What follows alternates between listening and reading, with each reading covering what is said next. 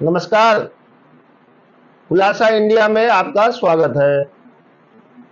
राजनीति की पाठशाला और राजनीति करें में हम आपको लोकसभा चुनाव 2024 के दूसरे चरण पर जहां जहां मतदान होने हैं वहां की चर्चा आज करना चाहते हैं कि कितने राज्यों में कितनी संसदीय सीटों पर कुल चुनाव होने हैं।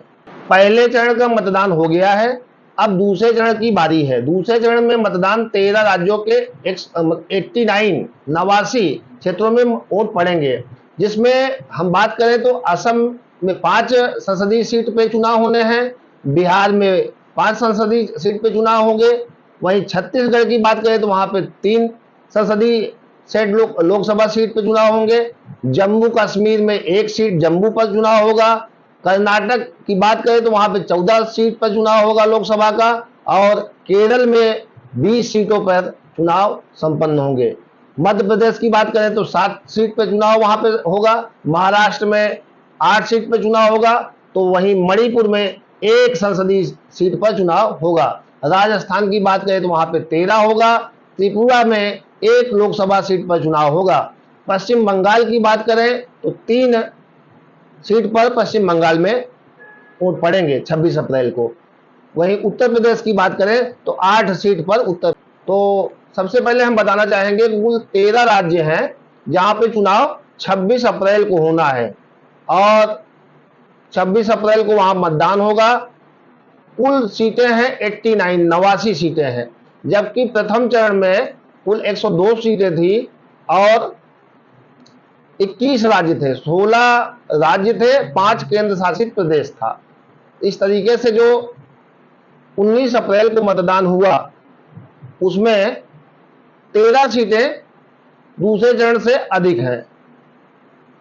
तो ये जो चुनाव दूसरे चरण का है, ये चुनाव 26 अप्रैल को होगा। उत्तर प्रदेश की बात करें तो वहां पे कुल 8 सीटें हैं। अमरोहा, मेरठ, बागपत, गाजियाबाद, गौतम बुद्ध नगर, अलीगढ़, मथुरा और बुलंदशहर। ये जो 8 सीटें हैं पश्चिम उत्तर प्रदेश की हैं। अभी पश्चिम उत्तर प्रदेश में 19 अप्रैल को 8 संसदीय सीटों पे चुनाव हो चुका है। 2024 पहले चरण के बाद अब राजनीतिक नेताओं ने दूसरे चरण के लिए चुनावी अभियान तेज कर दिया है। जैसे कि आज छत्तीसगढ़ में यूपी के मुखिया योगी आदित्यनाथ जी अपनी जनसभा किए, तो पहले चरण में शुक्रवार 19 अप्रैल को 16 राज्य और 5 केंद्र शासित प्रदेशों में 102 निर्वाचन क्षेत्रों में मतदान हुआ था। अब लोकसभा चुनाव के दूसरे चरण का मतदान 26 अप्रैल को होना है। दूसरे चरण के चुनावी रण में कुल 89 सीटों के लिए वोटिंग होनी है। चुनाव आयोग जो शेड्यूल जारी किया है उसके अनुसार इस चरण में 13 राज्यों के 89 सीटों पर वोट डाले जाएंगे 26 अप्रैल को। दूसरे चरण के लिए कुल 1210 प्रत्याशी चुनाव मैदान में हैं, जो अपने अपने चुनावी क्षेत्र में अपने ढंग से प्रचार प्रसार कर रहे हैं। उनकी राजनीतिक पार्टियां, उनके स्टार प्रचारक उनके पक्ष में जनसभाएं कर रहे हैं। क्षेत्र की मतदाता से वोट की भीख भी मांग रहे हैं अपने अपने तरीके से। दूसरे फेज के वोटिंग के में कई बड़े उम्मीदवार हैं जिनकी किस्मत 26 अप्रैल को ईवीएम में बंद हो जाएगी।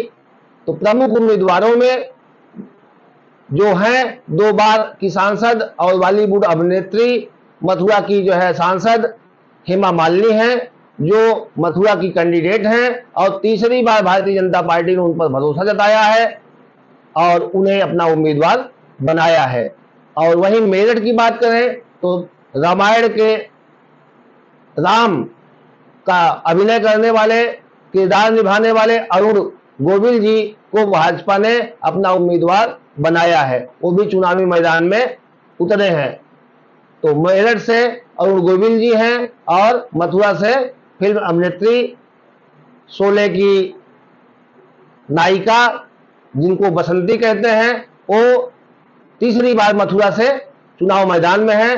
5 साल बाद वो एक बार जब चुनाव लड़ने आती हैं तो खेतों में गेहूं काटते नजर आती हैं। तो वहीं केरल से वायनाड चुनाव लड़ रहे हैं राहुल कांग्रेस से। उनके सामने सीपीआई एनी राजा और बीजेपी केरल अध्यक्ष सुरेंद्र भी चुनाव लड़ रहे हैं। तो वहीं सुरेंद्र करें तो शशि थरूर जो कांग्रेस के नेता हैं और उनके सामने केंद्रीय मंत्री राजीव चंद्रशेखर हैं, वो तिरुवनंतपुरम सीट से चुनावी मैदान में हैं। और आम चुनाव के दूसरे चरण में 13 राज्यों के 89 क्षेत्रों में ये मतदान होगा।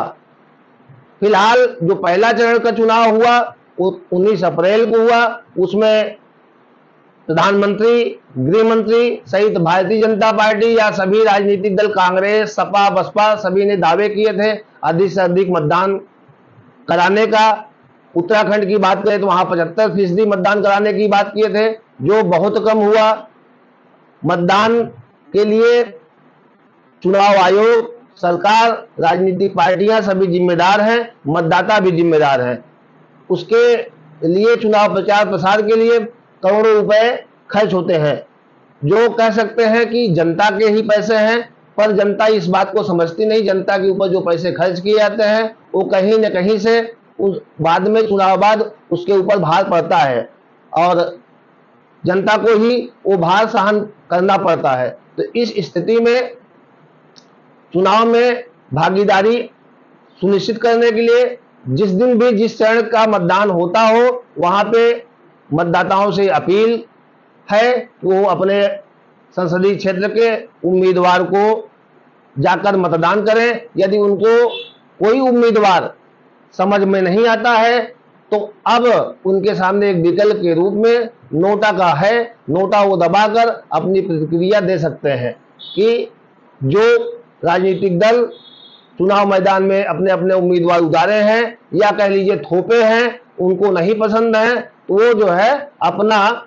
मतदान नोटा पर जाकर कर सकते हैं, अपना प्रतिक्रिया व्यक्त कर सकते हैं। पर घर बैठकर कि हम चुनाव में वोट डालने नहीं जाएंगे और 5 साल चुनाव के बाद सिर्फ सरकार को कोसेंगे, तो उनको कोसने का अधिकार नहीं है, क्योंकि जब वो उनको मौका मिला तो वो मौका गंवा दिए हैं और घर बैठकर सिर्फ जो है अपना समय मतदान के दिन पास किए हैं। तो ऐसे मतदाताओं से अपील है कि वो अपने अपने संसदीय सीट पर जब भी उनकी बारी आए, जिस चरण में उनके संसदीय क्षेत्र का चुनाव है, वो घर से निकलें और जाकर पहले मतदान करें, फिर जलपान करें। धन्यवाद।